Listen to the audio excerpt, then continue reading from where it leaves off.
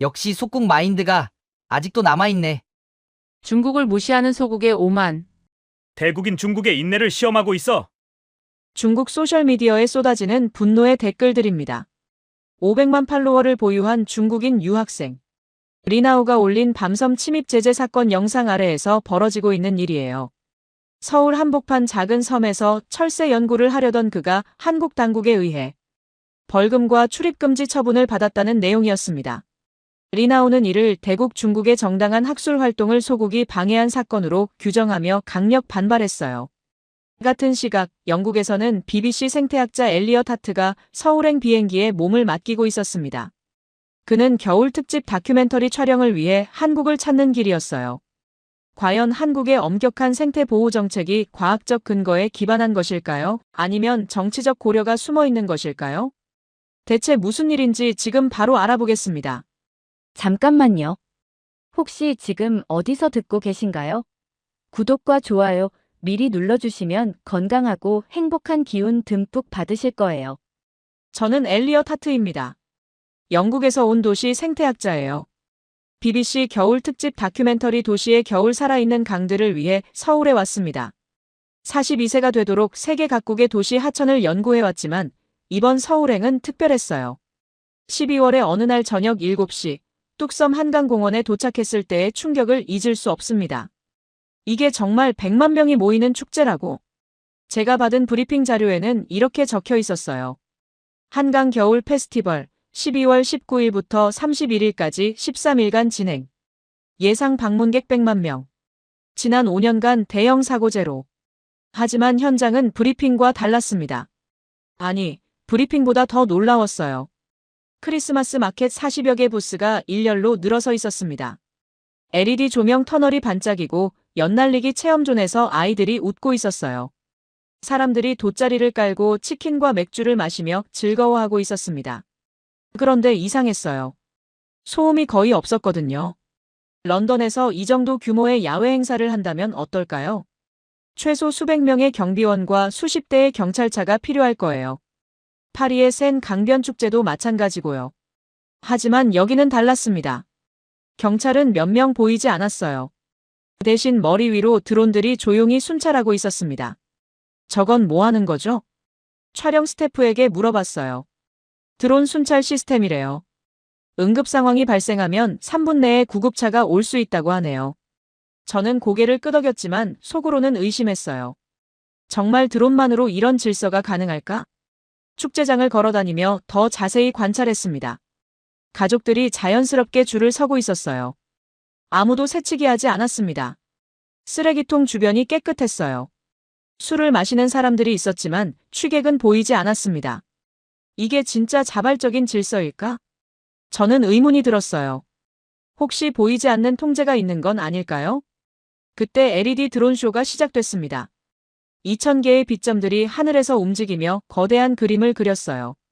태극 문양이 천천히 회전하더니 무궁화로 변했습니다. 마지막에는 한강의 구불구불한 모습을 형상화했어요. 사람들이 일제히 고개를 들어 감탄했습니다. 하지만 여전히 조용했어요. 밀치고 다투는 사람이 없었습니다. 정말 신기하네요. 옆에 있던 중년 여성이 남편에게 말했어요. 우리 어릴 때는 축제만 하면 난리였는데 말이야. 그러게. 요즘 사람들은 참 얌전해. 저는 그 대화를 들으며 카메라를 들었습니다. 사람들의 자연스러운 모습을 담고 싶었거든요. 할아버지가 손자와 함께 연을 날리고 있었어요. 젊은 커플이 따뜻한 음료를 마시며 강을 바라보고 있었습니다. 대학생들이 기타를 치며 노래하는데 볼륨을 적절히 조절하고 있었어요. 이 모든 게 연출이 아니라면. 저는 혼잣말했어요. 촬영을 마치고 호텔로 돌아오는 길에 제작팀이 흥미로운 영상을 보여줬습니다. 박사님, 이것 좀 보세요. 화면에는 틱톡 영상이 하나 떠 있었어요. 진짜 생물학진실이라는 계정이었습니다. 영상 속 젊은 동양인 남성이 유창한 영어로 말하고 있었어요. 자막을 보니 중국어도 함께 제공되고 있었습니다. 저는 리나오입니다. 서울에서 생물학을 공부하는 중국 연구자예요. 그가 화면에 밤섬 사진을 띄웠어요. 출입금지 표지판과 철조망이 보였습니다. 서울 한복판에 있는 이 작은 섬에서 철새 연구를 하려고 했습니다. 하지만 이 나라는 대국 중국의 정당한 학술 연구를 방해했어요. 저는 눈썹을 찌푸렸어요. 나는 중국의 생물학 연구자입니다. 역사적으로 중국의 속국이었던 이 나라가 감히 대국의 과학 활동을 제재한다는 게 말이 됩니까? 영상에는 벌금 고지서와 출입금지 처분서가 흐릿하게 나왔어요. 댓글들을 읽어봤습니다. 역시 속국 마인드가 아직도 남아있네. 중국을 무시하는 소국의 오만. 대국의 인내를 시험하고 있어. 팔로워가 500만 명이나 됐어요. 24시간 만에 조회수가 300만을 넘어섰습니다. 이 사람이 뭘 잘못한 거죠? 제작팀에게 물어봤어요. 밤섬에 무단 침입했다가 적발됐대요. 보호구역이라 출입이 금지된 곳이거든요. 저는 복잡한 기분이었어요. 연구자의 학문적 자유는 중요합니다. 하지만 생태 보호도 마찬가지로 중요해요. 과연 어느 쪽이 맞을까? 호텔 창밖으로 한강이 보였어요. 저 멀리 작은 섬 하나가 어둠 속에 떠 있었습니다. 그게 바로 논란의 중심인 밤섬이겠죠. 내일은 저곳에 가봐야겠어. 저는 결심했습니다. 진실이 무엇인지 직접 확인하고 싶었거든요. BBC 다큐멘터리는 객관적이어야 합니다. 선입견 없이 현장을 보고 사실을 전해야 해요. 리나오의 주장이 맞는지 아니면 한국 정부의 조치가 정당한지 제 노트에 적었습니다. 질문: 한국의 출입 제한이 과학적인가, 정치적인가? 내일 할 일: 밤섬 방문, 관계자 인터뷰, 증거 확인. 20년간 도시 생태학을 연구하면서 느낀 건 진실은 언제나 복잡하다는 것이었어요. 흑백 논리로 나눌 수 없는 경우가 많습니다. 하지만 이번 경우는 어떨까요? 연구자의 자유 대 생태계 보호. 두 가치가 충돌할 때 어느 쪽이 우선되어야 할까요? 침대에 누워 생각해봤어요. 젊은 시절 영국에서 비슷한 경험을 한 적이 있었거든요. 기업이 후원하는 환경 프로젝트에 참여했다가 데이터 조작 사실을 폭로한 일이었어요. 그때 받았던 압력과 제재가 아직도 기억에 생생합니다. 혹시 리나오도 비슷한 상황인 걸까? 연구자에게 가해지는 부당한 제재라면 저도 가만히 있을 수 없었어요. 하지만 다른 가능성도 있었습니다. 정말로 생태계 보호를 위한 정당한 조치일 수도 있어요. 내일 직접 확인해보자. 저는 마음을 정하고 잠들었습니다. 진실을 찾기 위한 여정이 이제 시작되는 거였어요. 창밖으로 한강이 조용히 흘러가고 있었습니다. 도시의 불빛이 물에 반사되어 반짝였어요. 저 강 어딘가에 답이 있을 거라고 믿었습니다. 다음 날 아침, 저는 서울시 한강사업본부를 찾아갔습니다. 밤섬 촬영 허가를 받기 위해서였어요. BBC 다큐멘터리라면 어느 정도 협조를 받을 수 있을 거라고 생각했습니다. 안녕하세요. 장수진 팀장입니다. 저를 맞이한 분은 40대 중반의 차분한 인상을 가진 공무원이었어요. 영어도 유창했습니다. BBC 다큐멘터리 촬영을 위해 밤섬 접근 허가를 요청드립니다. 저는 정중하게 말했어요. 죄송하지만 밤섬은 람사르 습지로 지정된 보호구역입니다. 장수진 팀장이 단호하게 말했어요. 2012년 지정 이후로 원칙적으로 출입이 금지되어 있습니다. 연구나 촬영 목적으로도 불가능한가요? 극히 제한적으로만 허가됩니다. 최소 한 달 전에 신청하셔야 하고 생태 영향 평가도 받아야 해요. 저는 당황했어요. 영국에서는 언론의 접근권이 어느 정도 보장되는 편이었거든요. 그럼 어떻게 촬영하죠? 지정된 구역에서 원거리 촬영만 가능합니다. 여의도 조망대나 마포대교에서요. 장수진 팀장이 지도를 펼쳤어요. 밤섬 주변으로 붉은 선이 그어져 있었습니다. 이 구역 안으로는 일반인뿐만 아니라 연구자도 들어갈 수 없어요. 왜 이렇게 엄격한가요? 제가 물어보자 그녀가 자료를 꺼냈어요. 철새가 한번 놀라면 하루 에너지를 다 소모합니다. 반복되면 월동에 실패할 수 있어요. 구체적인 연구 데이터가 적혀 있었어요. 사람의 접근에 따른 철새의 스트레스 지수, 번식 성공률 변화 등이었습니다. 그럼 중국인 학생이 벌금을 받은 것도 정당한 조치였습니다. 규정을 어기고 무단 침입했으니까요. 장수진 팀장의 목소리에 감정은 없었어요. 사실만 차분하게 전달하는 느낌이었습니다. 저는 아쉬웠지만 규칙을 따르기로 했어요. 대신 최대한 가까운 거리에서 관찰하기로 마음먹었습니다. 오후에 여의도 조망대로 향했습니다. 컨테이너 박스 같은 건물 안에는 대형 망원경이 설치되어 있었어요. 처음 오셨나요? 해설사 한 분이 다가왔습니다. 70세 정도 되어 보이는 할아버지였어요. 네, BBC에서 온 생태학자입니다. 아, 외국분이시구나. 저는 한도윤입니다. 여기서 자원봉사로 해설을 해요. 한도윤 선생님이 망원경을 조정해줬어요. 자, 이제 보세요. 렌즈를 들여다본 순간 저는 숨을 멈췄습니다. 밤섬 전체가 하얀 점들로 덮여 있었어요. 수천 마리의 철새들이 나뭇가지마다 앉아 있었습니다. 물 위에서는 오리들이 평화롭게 헤엄치고 있었어요. 저건 흰죽지고 옆에 있는 건 청둥오리예요. 한도윤 선생님이 설명했어요. 시베리아에서 겨울을 날아온 거죠. 정말 많네요. 몇 마리나 될까요? 지금 시기에 약 1만 5천 마리 정도 와요. 저는 놀랐어요. 도심 한복판에 이런 생태계가 있다니. 그때 갈색 털덩어리가 물 위로 폴짝 솟았다가 사라졌어요. 저건 뭔가요? 수달이에요. 2015년부터 한강에 돌아왔어요. 한도윤 선생님이 자랑스럽게 말했어요. 예전엔 상상도 못했던 일이죠. 예전엔 어땠는데요? 제가 젊었을 때는 한강이 똥물 같았어요. 한도윤 선생님의 목소리에 무거운 감정이 담겨 있었어요. 1970년대에는 냄새 때문에 창문도 못 열었거든요. 그럼 언제부터 이렇게 변한 건가요? 오랜 시간이 걸렸어요. 30년 넘게요. 그가 망원경을 다시 조정했어요. 사실 저도 그때 한강을 망가뜨리는 일을 했었어요. 어떤 일이요? 토목 엔지니어였거든요. 콘크리트 제방 쌓고 직강화하고 그런 일들이요. 한도윤 선생님이 쓸쓸하게 웃었어요. 그때는 그게 발전이라고 생각했어요. 강을 빠르게 흘려보내고 둔치를 개발하는 게 선진국으로 가는 길이라고 믿었죠. 저는 그의 고백에 마음이 무거워졌어요. 하지만 강이 죽더라고요. 물고기도 사라지고 새도 오지 않았어요. 그래서 지금은 이제는 강을 원래대로 돌려놓으려고 해요. 사람이 한 발짝 뒤로 물러서고 자연에게 자리를 내어주는 거죠. 한도윤 선생님이 밤섬을 가리켰어요. 출입금지는 우리 세대가 저지른 일에 대한 사과 같은 거예요. 저는 그 말을 들으며 생각이 바뀌기 시작했어요. 리나우가 말한 소국의 오만이 아니라 세대의 책임이었던 거군요. 선생님, 연구자들의 접근은 정말 위험한가요? 한번 놀란 새는 며칠간 먹이를 제대로 못 찾아요. 겨울철에는 치명적이죠. 구체적인 설명이었어요. 그래서 아무리 좋은 목적이라도 출입을 제한하는 거예요. 저는 고개를 끄덕였어요. 리나우의 연구 의도는 좋았을지 모르지만 방법이 잘못되었던 거네요. 오후 내내 망원경으로 밤섬을 관찰했습니다.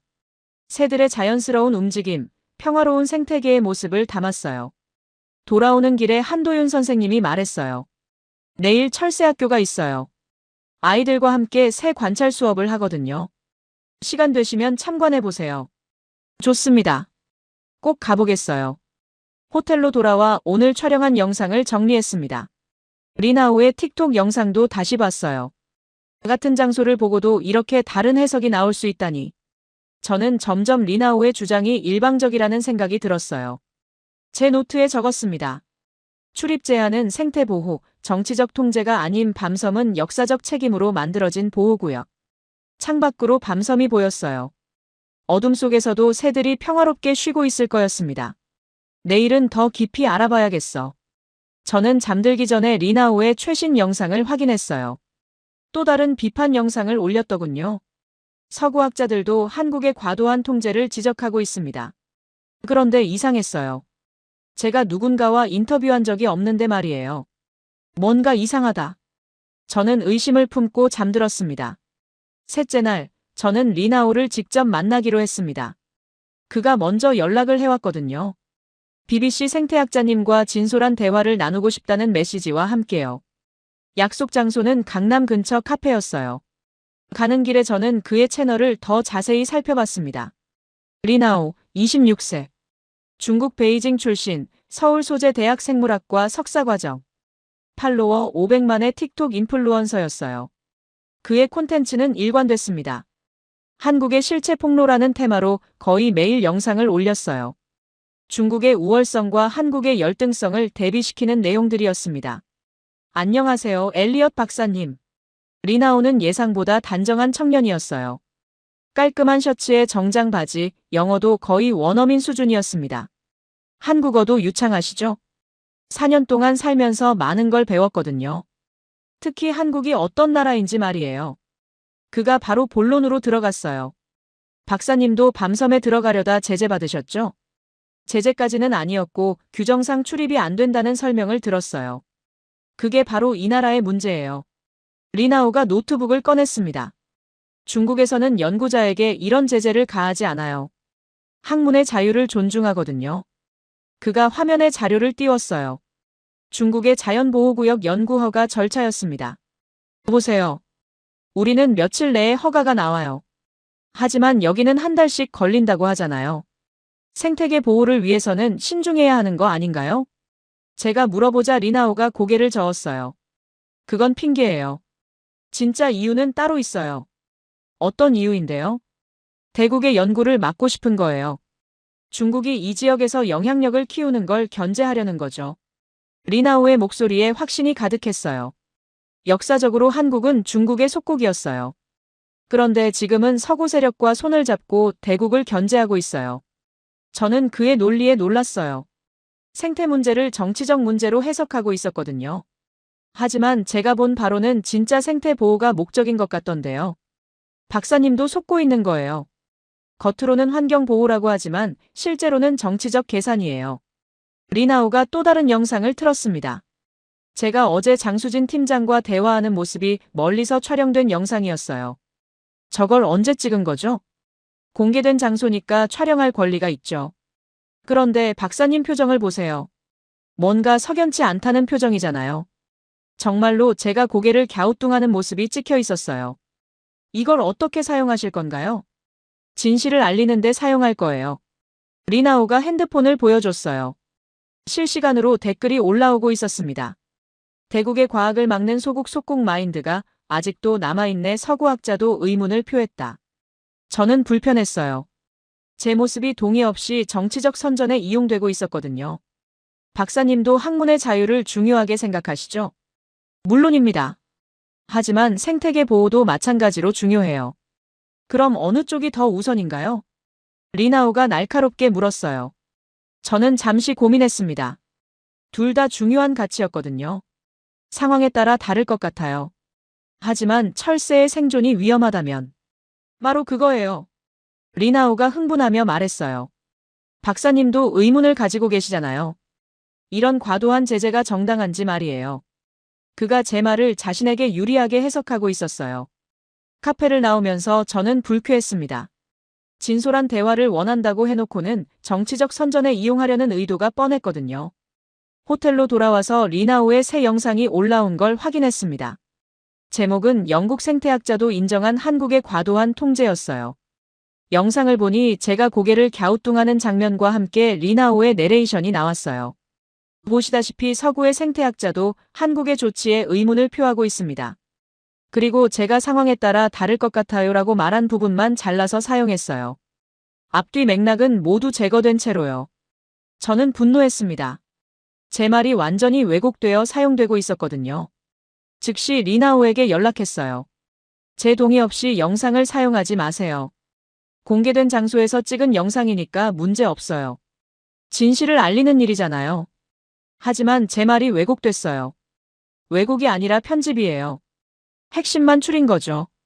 리나오는 끝까지 자신의 행동을 정당화했어요. 저는 그 순간 결심했습니다. 이 문제를 그냥 넘어갈 수 없다고요. 제 SNS에 짧은 글을 올렸어요.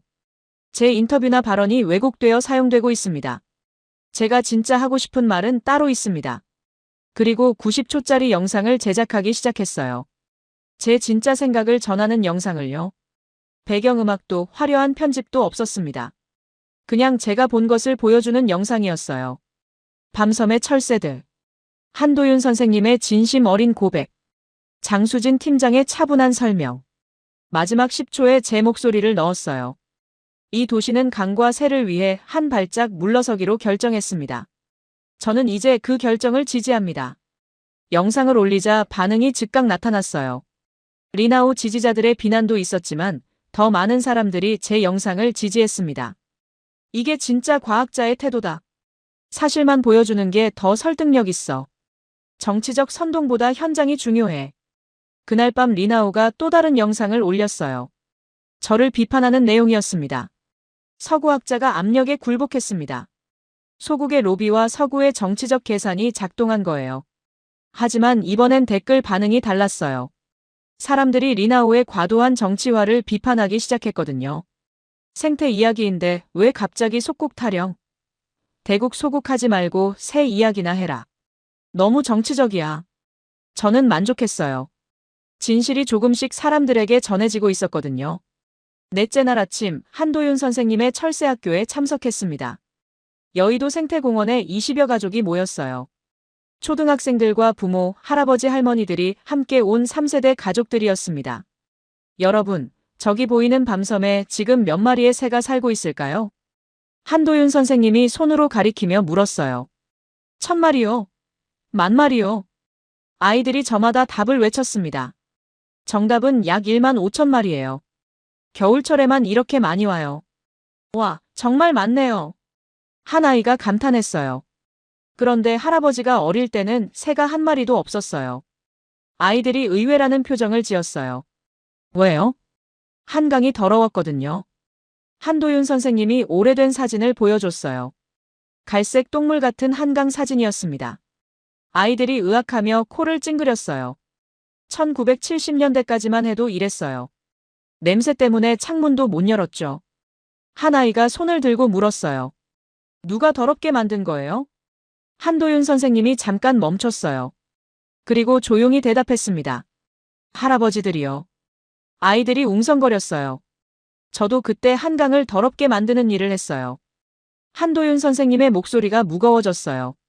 토목 엔지니어였거든요. 콘크리트로 강을 가두고 공장 폐수가 흘러가도록 설계했어요. 저는 그의 솔직한 고백에 놀랐어요. 아이들 앞에서 자신의 과오를 인정하는 용기였습니다. 그때는 그게 발전이라고 생각했어요. 강을 빨리 흘려보내고 공장을 많이 지으면 잘 사는 나라가 될 거라고 믿었거든요. 그럼 할아버지가 나쁜 사람이에요? 한 아이가 순진하게 물었어요. 나쁜 사람은 아니었어요. 다만 잘못 생각한 거죠. 한도윤 선생님이 쓸쓸하게 웃었어요. 그래서 지금은 어떻게 됐어요? 이제는 강을 원래대로 돌려놓으려고 해요. 그가 지금의 밤섬 사진을 보여줬어요. 하얀 철새들로 가득한 아름다운 섬이었습니다. 와! 아이들이 일제히 감탄했어요. 어떻게 이렇게 예뻐졌어요? 30년 동안 조금씩 깨끗하게 만들었어요. 할아버지들이 잘못한 걸 고치려고 노력했거든요. 한도윤 선생님이 계속 설명했어요. 하수 처리장을 짓고 공장 규제를 강화하고 시민들도 세제를 덜 쓰고 쓰레기를 함부로 버리지 않았어요. 그래서 새들이 온 거예요? 맞아요. 물이 깨끗해지니까 물고기가 돌아왔고 물고기가 많아지니까 새들도 온 거예요. 저는 그 설명을 들으며 감동했어요. 한 세대의 잘못을 다음 세대가 고치려는 노력이었거든요. 그럼 왜 밤섬에 들어가면 안 되는 거예요? 한 아이가 궁금해했어요. 새들이 놀라면 하루 종일 먹이를 못 찾아요. 겨울에는 위험해요. 한도윤 선생님이 망원경을 가리켰어요. 그래서 멀리서만 지켜보는 거예요. 새들을 위해서 사람이 한 발짝 뒤로 물러나는 거죠. 체험 시간이 시작됐어요. 아이들이 망원경으로 새들을 관찰하며 스케치북에 그림을 그렸습니다. 저는 한 가족을 유심히 봤어요. 할아버지가 손자에게 새 이름을 알려주고 있었습니다. 저건 흰죽지야. 시베리아에서 온 거야. 할아버지도 시베리아 가봤어요? 못 가봤지. 하지만 저 새들은 수천 킬로미터를 날아온 거야. 손자가 신기해하며 그림을 그렸어요. 수업이 끝나고 한도윤 선생님과 따로 이야기를 나눴습니다. 선생님은 왜 이런 활동을 시작하셨나요? 죄책감 때문이에요. 그가 솔직하게 대답했어요. 제 손으로 망가뜨린 강이니까 제가 책임져야죠. 힘들지 않으세요? 힘들죠. 하지만 손주들한테 부끄럽지 않게 살고 싶어요. 한도윤 선생님이 아이들을 바라봤어요. 저 아이들에게는 깨끗한 환경을 물려줘야 해요. 우리가 받은 것보다 더 나은 걸로요. 저는 그의 말에 큰 감동을 받았어요. 개인의 이익보다 미래 세대를 생각하는 마음이었거든요. 외국에서는 이런 통제를 어떻게 생각할까요? 제가 물어보자 한도윤 선생님이 생각했어요. 처음엔 이해 못할 수도 있겠죠. 하지만 우리의 역사를 안다면 이해할 거예요. 어떤 역사인가요? 망가뜨리는 게 얼마나 쉬운지, 그리고 다시 살리는 게 얼마나 어려운지 배운 역사요. 한도윤 선생님이 밤섬을 가리켰어요. 저 새들이 다시 오기까지 30년이 걸렸어요. 하지만 쫓아내는 건 하루면 충분하죠. 저는 그제야 완전히 이해했어요. 한국의 엄격한 보호 정책이 과거의 실수에서 나온 교훈이라는 걸 말이에요.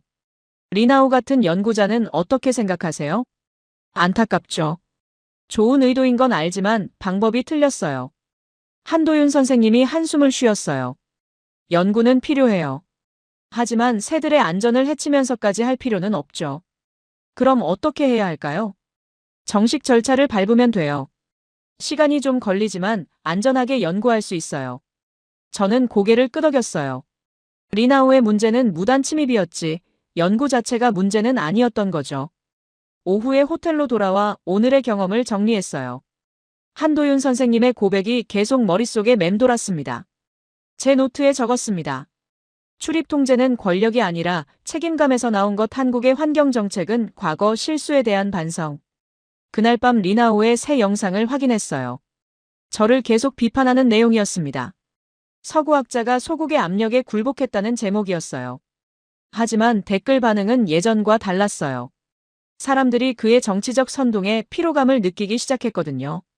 저는 다음 영상을 준비하며 생각했어요. 진실은 복잡하지만 전달하는 방법은 간단할 수 있다고요. 말이 아니라 장면으로 보여주면 된다고 말이에요. 5째 날, 저는 장항습지로 향했습니다.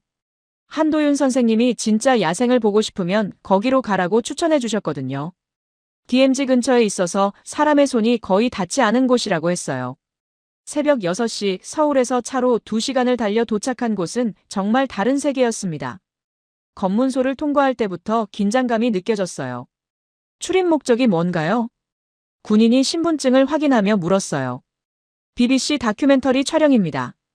오전 10시까지만 가능합니다. 제한된 시간이었지만 충분할 것 같았어요. 습지로 들어가는 길은 좁은 흙길이었어요. 양쪽으로는 키 큰 갈대들이 바람에 흔들리고 있었습니다. 멀리 철책선이 보였어요. 저기가 DMZ입니다. 가이드가 설명했어요. 분단의 아픔이 자연을 지켜낸 아이러니죠. 전망대에 올라서자 숨막힐 정도로 아름다운 풍경이 펼쳐졌어요. 밤섬보다 훨씬 넓고 원시적인 습지였습니다. 수천 마리의 새들이 자유롭게 날아다니고 있었어요. 두루미, 기러기, 오리들이 무리를 지어 있었습니다. 여기는 정부가 관리하지 않나요? 최소한만 해요. 출입 통제와 밀렵 방지 정도만요. 가이드가 망원경을 건네줬어요. 여기야말로 진짜 자연이에요. 아무도 먹이를 주지 않고 인공 서식지도 없어요. 망원경으로 습지를 관찰했습니다. 새들의 행동이 밤섬과는 확실히 달랐어요. 더 경계심이 많고 야성적이었습니다. 저건 두루미예요. 천연 기념물이죠. 가이드가 흥분한 목소리로 말했어요. 요즘 보기 힘든데 오늘은 운이 좋네요. 두루미 한 마리가 우아하게 물가를 걸어다니고 있었어요. 그 모습이 마치 춤을 추는 것 같았습니다. 그때 놀라운 장면을 목격했어요. 맹금류 하나가 물 위를 스쳐 지나가며 물고기를 낚아채는 모습이었습니다. 저건 말똥갈이에요. 먹이사슬 최상위 포식자죠. 생태계가 건강하다는 증거네요. 맞아요. 최상위 포식자가 살 수 있다는 건 그만큼 생태계가 안정적이라는 뜻이거든요. 저는 카메라를 들어 그 순간을 포착했어요. 리나우가 주장한 인위적 생태계와는 완전히 다른 모습이었습니다. 이곳과 밤섬의 차이는 뭔가요? 둘 다 자연이지만 환경이 달라요. 여기는 완전 야생, 밤섬은 도심 생태계죠. 가이드가 습지를 가리키며 설명했어요. 여기는 DMZ라서 자연적으로 보호받지만 밤섬은 적극적으로 지켜야 해요. 어떻게요? 도시 오염으로부터 보호하고 사람들의 방해를 차단하는 거죠. 저는 이해하기 시작했어요. 같은 보호라도 상황에 따라 방법이 다를 수 있다는 걸 말이에요. 그때 습지에서 큰 소동이 일어났어요. 두루미들이 일제히 날아오르는 소리였습니다. 뭔가 놀라게 한 게 있나 봐요. 가이드가 망원경으로 살펴봤어요. 아, 수달이네요. 정말로 수달 한 마리가 물가에서 헤엄치고 있었어요. 두루미들은 수달을 피해 다른 곳으로 이동했습니다. 저것도 완전히 야생 수달이죠? 물론이에요. 누구도 데려다 놓지 않았어요. 저는 그 장면을 영상으로 기록했습니다. 이곳의 수달과 밤섬의 수달이 본질적으로 다르지 않다는 증거였어요. 돌아오는 길에 저는 확신했습니다. 리나우의 주장이 틀렸다는 걸 말이에요. 한국의 생태 보호 정책은 상황에 따른 과학적 판단이었어요. 완전한 야생과 도심 생태계를 각각 적절한 방법으로 보호하고 있었습니다. 호텔로 돌아와 새로운 영상을 제작했어요. 장항습지의 완전한 야생과 밤섬의 도심 생태계를 비교하는 내용이었습니다. 제목은 두 얼굴의 자연, 하나의 철학으로 정했어요. 자연 보호에는 상황에 맞는 다른 방법이 필요합니다. 완전히 놔두는 것도 필요하고 적극적으로 지키는 것도 필요해요. 영상을 올리자 반응이 즉각 나타났어요. 리나우 지지자들의 비난도 있었지만 더 많은 사람들이 제 관점에 공감했습니다. 드디어 균형 잡힌 시각이 나왔네. 이게 진짜 과학자의 접근법이야. 정치적 선동보다 현장이 중요해. 그날 밤 리나우가 또 다른 영상으로 반박했어요. 제목은 서구학자, 완전히 세뇌당하다였습니다. 이제 BBC까지 소국의 대변인이 되었습니다. 서구 언론도 결국 중국 견제를 위해 한국 편을 드는군요. 하지만 이번엔 댓글 반응이 차가웠어요. 사람들이 그의 과도한 정치화에 실증을 내기 시작한 거였습니다. 생태 이야기인데 왜 계속 정치 얘기만 해? 중국 자랑만 하지 말고 새 이야기나 해라. 너무 편향적이야. 저는 만족했어요. 진실이 서서히 사람들에게 전해지고 있었거든요. 그날 밤 한도윤 선생님에게서 메시지가 왔어요. 박사님 영상 잘 봤습니다. 정말 고마워요. 내일 마지막 축제가 있는데 특별한 장면을 보실 수 있을 거예요. 어떤 장면인가요? 새들과 드론이 함께 춤추는 장면이에요. 겨울 축제의 하이라이트죠. 저는 기대하며 답장했습니다. 마지막 날에 대단원이 기다리고 있었어요. 6째 날, 저는 리나우를 다시 만났습니다. 그가 마지막 대화를 요청해 왔거든요. 이번에는 카메라를 들고 와서 정식 인터뷰를 하겠다고 했어요. 약속 장소는 한강변 카페였습니다. 창밖으로 밤섬이 보이는 곳이었어요. 박사님, 며칠 동안 생각해 보셨죠? 리나우가 카메라를 설치하며 말했어요. 제가 틀렸다고 생각하세요? 틀렸다기보다는 관점이 다른 것 같아요. 저는 조심스럽게 답했어요. 학문의 자유는 물론 중요합니다. 하지만 그것이 생태계를 해칠 수는 없어요. 하지만 과도한 제재는 연구 발전을 막잖아요. 리나우가 반박했어요. 중국에서는 연구자를 이렇게 대하지 않아요. 대국에 여유가 있거든요. 또 대국 소국 이야기가 나왔어요. 저는 그의 논리가 일관되게 정치적이라는 걸 느꼈습니다. 하지만 생태계는 국경과 상관없이 보호받아야 하는 거 아닌가요? 그건 핑계예요. 진짜 이유는 중국의 영향력을 견제하려는 거죠. 리나우의 목소리에 확신이 가득했어요. 한국은 역사적으로 중국의 속국이었어요. 지금도 그 DNA가 남아있어서 대국을 견제하려고 해요. 저는 그의 역사관에 놀랐어요. 21세기 생태 문제를 19세기 제국주의 논리로 해석하고 있었거든요. 하지만 제가 본 바로는 정말로 새들을 보호하려는 것 같던데요. 그건 겉모습이에요. 박사님도 처음에는 의문을 가졌잖아요. 리나우가 며칠 전 제 영상을 다시 틀었어요. 제가 고개를 갸우뚱하는 장면이었습니다. 이걸 어떻게 해석할 건가요? 그때는 상황을 몰랐으니까요. 지금은 이해해요. 무엇을 이해한다는 거죠? 한국이 왜 이런 선택을 했는지요. 저는 한도윤 선생님의 고백을 떠올렸어요. 과거의 실수를 인정하고 미래를 위해 노력하는 모습을 말이에요. 박사님, 솔직히 말씀해 주세요. 서구학자로서 이런 제재가 정당하다고 생각해요? 리나우가 날카롭게 물었어요. 저는 잠시 고민했습니다. 정말 솔직하게 답해야겠다고 생각했어요. 처음에는 과도하다고 생각했어요. 영국에서는 이런 엄격한 제재가 없거든요. 그렇죠. 리나우가 흥분했어요. 하지만 이제는 이해해요. 뭘 이해한다는 거죠? 이 나라만의 특별한 사정이 있다는 걸요. 저는 차분히 설명했어요. 한강을 망가뜨렸던 세대가 직접 복원에 참여하고 있어요. 그런 역사적 맥락에서 보면 충분히 이해할 수 있어요. 리나우의 표정이 어두워졌어요. 그럼 대국의 연구는 어떻게 되는 거죠? 정식 절차를 밟으면 되잖아요. 시간이 좀 걸리더라도요. 그건 차별이에요. 리나오가 목소리를 높였어요. 중국 연구자만 이런 대우를 받는 거예요. 아니에요. 모든 연구자가 같은 절차를 밟아야 해요. 저는 장수진 팀장의 설명을 떠올렸어요. 국적과 상관없이 동일한 규정이 적용된다고 했거든요. 인터뷰가 끝나고 리나오가 말했어요. 박사님이 이렇게 나올 줄 몰랐어요. 이렇게라니요? 소국의 편을 들 줄은 몰랐거든요. 저는 그의 표현에 실망했어요. 끝까지 국가 간 대립으로 프레이밍하고 있었거든요. 저는 어느 나라 편도 들지 않아요. 다만 옳다고 생각하는 것을 지지할 뿐이에요. 그럼 앞으로도 한국을 옹호하실 건가요? 옹호가 아니라 이해해요. 그들의 선택을 이해한다는 거죠. 카페를 나오며 저는 리나오가 변하지 않을 거라고 확신했어요.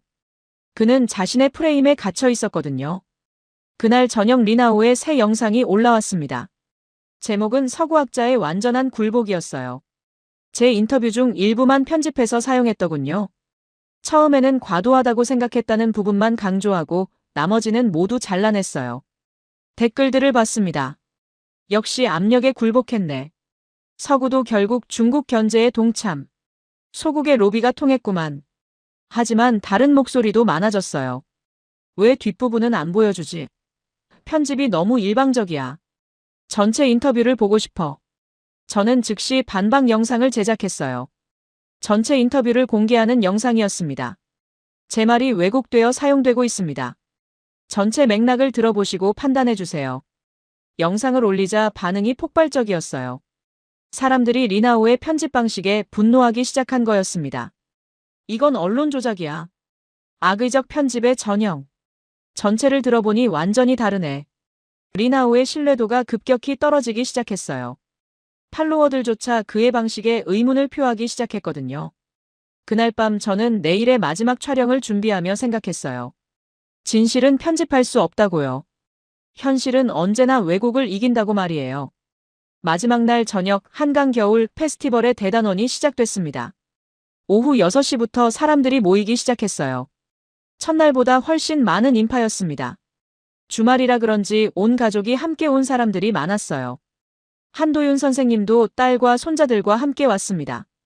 8살, 10살 정도 되어 보이는 아이들이었어요. 할아버지, 오늘도 새들 볼 수 있어요? 물론이지. 오늘은 아주 특별한 쇼를 볼 수 있을 거야. 저는 카메라를 준비하며 축제장 분위기를 담았어요. 일주일 전과 똑같이 평화롭고 질서정연했습니다. 드론들이 하늘을 순찰하고 자원봉사자들이 웃으며 안내했어요. 7시 정각, LED 드론쇼가 시작됐습니다. 이번에는 더 많은 드론들이 참가했어요. 3,000개의 빛점들이 하늘에서 복잡한 패턴을 그려냈습니다. 먼저 한국의 전통 문양을 형상화했어요. 태극 문양이 천천히 회전하더니 무궁화로 변했습니다. 그 다음엔 한강의 모습을 그렸어요. 구불구불한 강줄기가 하늘에 펼쳐졌습니다. 마지막에는 새떼의 모습을 연출했어요. 수백 개의 드론이 새들처럼 날아다니며 아름다운 군무를 펼쳤습니다. 사람들이 일제히 고개를 들어 감탄했어요. 하지만 여전히 조용했습니다. 서로 배려하며 질서를 지키고 있었어요. 그때였습니다. 드론쇼와 함께 진짜 새들이 나타났어요. 밤섬에서 날아오른 수천 마리의 철새들이 한강 상공을 가로질러 날아왔습니다. 인공 드론의 정교한 움직임과 자연새들의 자유로운 비행이 하늘에서 만났어요. 저건 드론이 아니에요. 누군가 소리쳤어요. 진짜 새들이야. 그 순간 모든 사람들이 휴대폰을 꺼내 촬영하기 시작했습니다. 저도 숨을 죽이고 그 장면을 기록했어요. 이런 광경은 연출할 수 없었거든요. 새들이 언제 날아올지는 아무도 예측할 수 없으니까요. 한도윤 선생님이 손자에게 설명했어요. 저 새들은 시베리아에서 온 거야. 수천 킬로미터를 날아와서 우리와 함께 겨울을 보내고 있어. 정말요? 그럼 우리가 친구인 거예요? 그렇지. 우리가 강을 깨끗하게 지켜줘서 새들이 와주는 거야. 저는 그 대화를 들으며 가슴이 뭉클했어요. 세대를 이어가는 환경 사랑의 현장이었거든요. 그런데 갑자기 사람들이 휴대폰을 보며 웅성거리기 시작했어요. 리나오가 또 라이브 방송하고 있대. 저도 확인해봤습니다. 정말로 리나오가 같은 축제장 어딘가에서 실시간 방송을 하고 있었어요. 여러분이 지금 보고 있는 건 완벽한 가짜 쇼입니다. 리나오의 목소리가 핸드폰에서 흘러나왔어요. 저 새들이 진짜 야생조류라면 드론 소리에 놀라서 도망갔을 거예요. 하지만 보세요. 전혀 놀라지 않잖아요. 댓글들이 실시간으로 올라왔어요. 맞네, 새들이 드론을 안 무서워해. 뭔가 이상하긴 해. 역시 리나오 말이 맞나? 저는 당황했어요.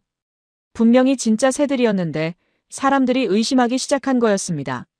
그때 옆에 있던 시민 한 분이 말했어요. 저 새들은 이미 도시 소음에 적응했어요. 몇 년 전부터 이런 축제가 있었거든요. 다른 사람이 맞장구 쳤어요. 맞아요.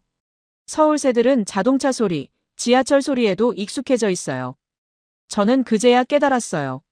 리나오는 도시 생태계의 적응력을 이해하지 못하고 있었던 거죠. 라이브 방송은 계속됐습니다. 이제 서구 언론까지 소국의 대변인이 되었습니다. BBC도 중국 견제에 동참하고 있어요. 하지만 놀라운 일이 일어났어요. 제가 지난 며칠간 올린 영상들의 조회수가 리나오의 생방송을 넘어서기 시작한 거였습니다. 댓글들도 바뀌었어요. 리나오보다 영국 학자가 더 객관적이야. 서울 정말 아름다운 도시네. 나도 한강에 가보고 싶어. 축제가 절정에 달했습니다. 새들과 드론이 어우러진 하늘 아래서 수만 명의 사람들이 박수를 쳤어요. 아이들이 웃고 어른들이 감탄했습니다. 할아버지들이 손자에게 옛날 이야기를 들려주고 있었어요. 저는 마지막 장면을 촬영했어요. 한도윤 선생님이 가족들과 함께 하늘을 올려다보는 모습이었습니다. 할아버지, 내년에도 새들이 올까요? 올 거야. 우리가 계속 잘 지키면 매년 올 거야. 그 순간 저는 확신했어요. 이것이 진짜 한국의 모습이라고. 가짜도 연출도 아닌 시민들의 노력이 만들어낸 기적이라고. 리나오의 방송은 여전히 계속되고 있었어요. 하지만 시청자 수는 계속 줄어들고 있었습니다. 현실이 그의 주장을 반박하고 있었거든요. 축제가 끝나고 사람들이 하나씩 집으로 돌아갔어요. 역시 쓰레기 하나 남기지 않고 깨끗하게 정리하며 떠났습니다. 저는 한도윤 선생님께 감사 인사를 했어요.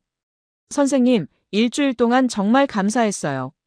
박사님이 진실을 알려주셔서 더 고마워요. 앞으로도 계속 새들을 지켜주세요. 당연하죠. 손자들을 위해서라도요. 호텔로 돌아와 저는 마지막 영상을 편집했습니다. 일주일간의 여정을 담은 종합 영상이었어요. 제목은 도시가 한 발 뒤로 물러선 이유로 정했습니다. 영상에는 한도윤 선생님의 고백, 장수진 팀장의 설명, 그리고 오늘 밤의 장관까지 모든 것이 담겨 있었어요. 업로드하고 나서 리나오의 방송 결과를 확인했어요. 그의 마지막 멘트는 이랬습니다. 오늘은 여기서 마치겠습니다. 하지만 진실은 언젠가 드러날 것입니다. 저는 쓸쓸하게 웃었어요. 그는 끝까지 자신의 틀을 벗어나지 못할 것 같았습니다. 하지만 상관없었어요. 진실은 이미 많은 사람들에게 전해졌거든요. 창밖으로 한강이 흐르고 있었습니다. 밤섬 주변에서 새들이 평화롭게 쉬고 있었어요. 내일이면 저는 이곳을 떠나지만 새들과 한도윤 선생님 같은 분들은 계속 남아있을 거였습니다. 인천공항 출국장에서 저는 마지막 정리를 했습니다. 일주일간의 서울 취재가 끝나고 런던으로 돌아가는 길이었어요. 게이트 앞에서 2시간을 기다려야 했습니다. 공항 카페에 앉아 노트북을 열었어요. BBC 본사에 보낸 최종 보고서를 다시 한번 점검하려고 했습니다. 핸드폰을 확인했습니다. 제 마지막 영상이 4,200만 뷰를 기록하고 있었어요. 전 세계 60개 언어로 번역되어 퍼지고 있었습니다. 댓글들을 읽어봤어요. 서울에 꼭 가보고 싶다. 한국 사람들의 환경의식이 정말 대단해요. 도시와 자연이 공존하는 모범 사례네요. 우리나라도 이런 철학을 배워야겠어. 물론 리나오 지지자들의 댓글도 여전히 있었어요. 서구 언론의 편향 보도다. 중국의 진실은 다른 곳에 있다. 하지만 전체적으로는 긍정적인 반응이 압도적이었습니다. 제가 작성한 보고서를 다시 읽어봤어요. 서울에서의 일주일은 저에게 도시 생태학자로서 새로운 시각을 주었습니다. 이 도시는 제가 알던 다른 메가시티들과 달랐습니다. 개발과 보존이 대립하지 않고 과거의 실수를 인정하며 미래를 준비하고 있었어요. 한도윤 선생님에게서 마지막 메시지가 왔어요. 박사님 잘 가세요. 오늘도 새들이 평안합니다. 사진 보내드릴게요. 첨부된 사진을 열어봤어요. 아침 햇살을 받으며 날아오르는 철새들의 모습이었습니다. 자유롭고 평화로운 풍경이었어요. 저는 그 사진을 보며 확신했어요. 제가 전한 이야기가 진실이었다는 걸 말입니다. 계속해서 보고서를 정리했어요. 리나오라는 중국인 인플루언서의 강한 반발도 있었습니다. 하지만 현장에서 확인한 바로는 한국의 생태 보호 정책은 과학적 근거에 기반하고 있었어요. 특히 인상적이었던 건 한 세대의 반성과 책임감이었습니다. 과거 환경을 파괴했던 세대가 직접 복원 작업에 참여하고 있었어요. 탑승 안내 방송이 나왔어요. 런던행 비행기 출발 시간이 다가왔습니다. 마지막 문단을 서둘러 마무리했어요. 진실은 때로 단순하지 않습니다. 흑백 논리로 나눌 수 없는 복잡성이 있어요. 중요한 건 그 복잡성을 인정하면서도 올바른 방향을 찾는 것입니다. 서울이 보여준 건 바로 그런 지혜였어요. 완벽하지는 않지만 계속 노력하는 자세. 과거의 실수를 인정하고 미래를 위해 현재를 바꿔나가는 용기. 비행기에 탑승하며 저는 창밖을 내려다봤어요. 서울이 점점 작아지며 사라져갔습니다. 한강의 구불구불한 줄기가 마지막까지 보였어요. 기내에서 저는 최종 다큐멘터리를 완성했습니다. 일주일간 촬영한 모든 영상을 하나로 편집했어요. 도입부는 첫날 밤 평화로운 축제장으로 시작했습니다. 중간에는 밤섬의 새들과 한도윤 선생님의 이야기, 리나오와의 논쟁과 장항습지의 원시 자연, 마지막은 새들과 드론이 함께 춤추는 하늘로 마무리했어요. 제목을 정했습니다. 도시가 물러선 자리 서울의 조용한 선택. 부제목도 추가했어요. 한강이 어떻게 도시와 화해했는가. 태평양 상공을 날아가며 저는 생각했어요. 리나오의 지적이 완전히 틀렸다고는 할 수 없을지도 모른다고. 어떤 부분에서는 정치적 고려가 있을 수도 있어요. 하지만 중요한 건 그게 아니었습니다. 중요한 건 결과였어요. 실제로 새들이 돌아왔고 시민들이 자연을 사랑하게 되었고 아이들이 깨끗한 환경에서 자라고 있다는 것. 그리고 한도윤 선생님 같은 분들이 과거의 실수를 인정하며 미래를 위해 노력하고 있다는 것. 런던에 도착해서 입국 수속을 마치고 와이파이에 접속했습니다. 제 영상이 5천만 뷰를 넘어섰어요. 가디언, 르몽드, 뉴욕타임스에서 연락이 와 있었습니다. 리나오의 채널도 확인해봤어요. 새로운 영상은 올라오지 않았습니다. 팔로워 수도 조금씩 줄어들고 있었어요. 택시를 타고 시내로 가는 길에 템즈강을 지나쳤어요. 런던의 대표적인 도심 하천이었습니다. 하지만 한강과는 느낌이 달랐어요. 더 관리되고 더 인위적이었습니다. 자연스러운 생태계보다는 관광을 위한 공간에 가까웠어요. 서울이 더 진정성 있었어. 저는 혼잣말했어요. 오래된 도시 런던보다 서울이 더 자연과 조화롭게 느껴진다니. 놀라운 일이었습니다. BBC 사무실에 도착해서 편집부장에게 다큐멘터리를 보여줬어요. 예상보다 훨씬 깊이 있는 내용이네요. 논란도 있었지만 결과적으로는 훌륭한 작품이 됐어요. 다음 주 프라임타임에 방영하고 온라인으로도 전 세계에 배포하죠. 집에 와서 마지막으로 SNS를 확인했어요. 한도윤 선생님이 새로운 사진을 올려놨더군요. 오늘도 밤섬에서 새들이 평화롭게 날고 있는 모습이었어요. 저는 댓글을 달았습니다. 진짜 서울을 보여주셔서 감사합니다. 새들이 여전히 자유롭게 날고 있네요.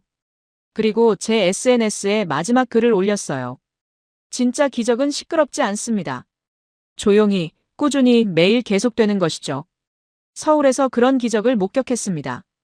도시가 자연을 위해 한 발 뒤로 물러서는 기적을요. 창밖으로 템즈강이 흐르고 있었어요. 한강만큼은 아니지만 나름대로 아름다운 강이었습니다. 언젠가 여기에도 더 많은 새들이 올까? 저는 중얼거리며 정리를 마쳤습니다. 서울에서의 일주일이 마치 긴 꿈 같았어요. 하지만 제 카메라와 기억 속에는 모든 것이 생생하게 남아 있었습니다. 밤섬의 새들, 한도윤 선생님의 따뜻한 고백, 아이들의 순수한 감동, 한강이 조용히 흘러가는 소리, 그리고 한 도시가 어떻게 과거를 반성하고 미래를 준비하는지에 대한 진짜 이야기. 소란스럽지 않지만 확실한 변화의 이야기였습니다. 리나오는 여전히 자신의 세계에서 같은 주장을 반복하고 있을 거예요. 하지만 더 이상 많은 사람들이 귀 기울이지 않을 겁니다. 진실은 결국 스스로를 증명하니까요. 한강의 새들처럼 조용하지만 확실하게 말이에요.